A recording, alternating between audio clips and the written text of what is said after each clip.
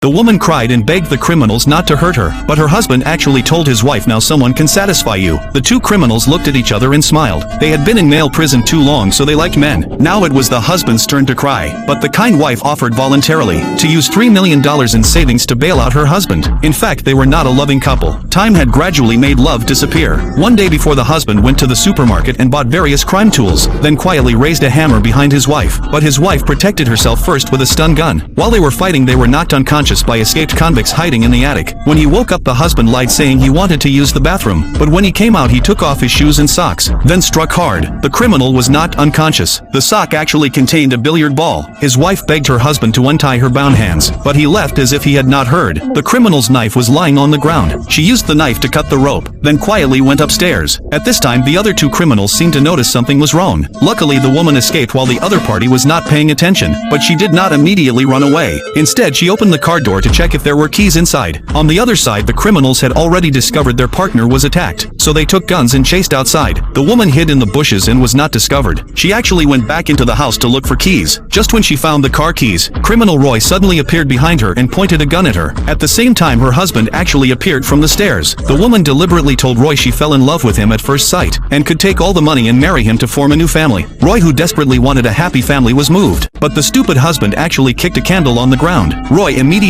discovered him. The gunshot attracted the attention of the other two criminals. When they returned, they found Roy was already dead. The couple hid in the closet, not daring to make a sound, but they had already been exposed. The husband was finally brave for once. He subdued the criminal. His wife took the opportunity to escape, but she did not notice the criminal was right outside the door. Both fell unconscious to the ground. Luckily, her husband arrived in time to help her up, but the criminal suddenly jumped down from the second floor and hit the husband. The criminal dragged the husband to the lawnmower, wanting to end it all, but a blue sedan suddenly appeared and rescued the couple. The couple also became heroes for killing the escaped